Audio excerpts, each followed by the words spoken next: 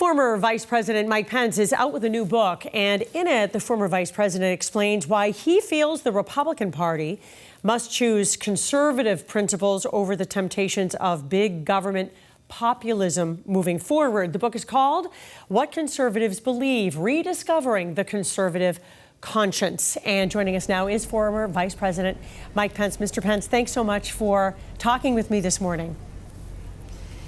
Thank you, Paula. It's good to be on. I just wanted to check right off the top. The White House appears to be backing away from the idea of the Anti-weaponization fund, which you had called deeply offensive. What's your reaction this morning?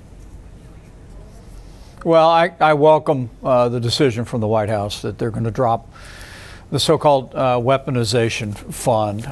The Department of Justice has the ability to settle cases with individuals whose rights have been violated, Paula, but the very idea of creating a slush fund that could potentially go to people who had assaulted police officers or vandalized our Capitol on January 6th, I think was wrong. And I was pleased to see word from the Trump administration that they were setting that aside and moving on so that a critical bill funding our Department of Homeland Security is able to move forward. I just have to ask you, since that involves January 6th, you know, your book is all about recapturing, as you describe it, the conservative conscience. President Reagan had a strict 11th commandment: thou shalt not speak ill of another Republican. When people see you, I think they're always, it's notable. You always have a very gentlemanly demeanor, despite the fact that the president did lash out at you on January 6th. To what do you attribute your ability to do that? Well, I'm a man of faith. My Christian faith, I hope, is the most important thing in my life. And my faith requires me to forgive. And I've forgiven the president from my heart for that day. But it doesn't change the differences that we have today. And that's on policies and on principles. You know, Paula, the conservative agenda has really defined the Republican Party, and I believe served the nation well over the last 50 years. A commitment to a strong defense, leadership in the world, limited government, fiscal responsibility, traditional values.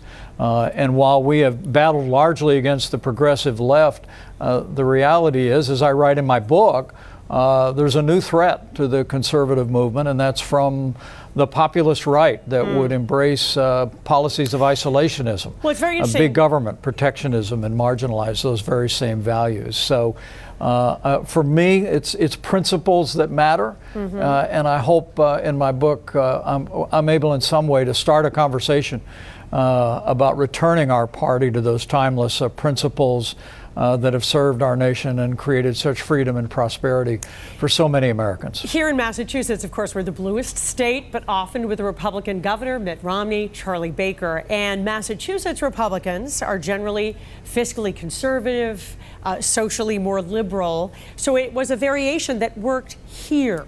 What do you think will work in a post-Trump Republican Party nationwide if you want to get away from the kind of populist capture that has happened among Trump loyalists?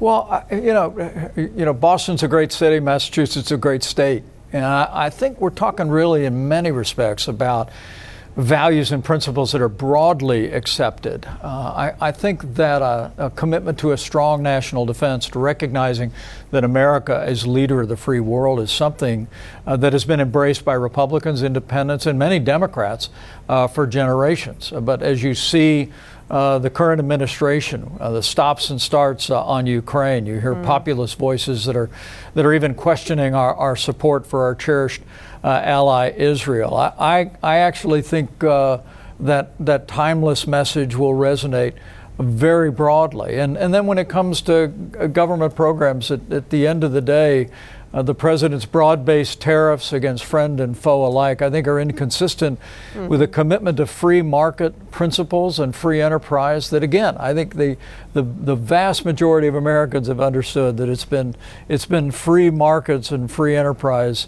that's made the American dream possible. So I think speaking about those issues, as we have as a party for generations, returning to those, not only be good for the Republican Party, but good for America.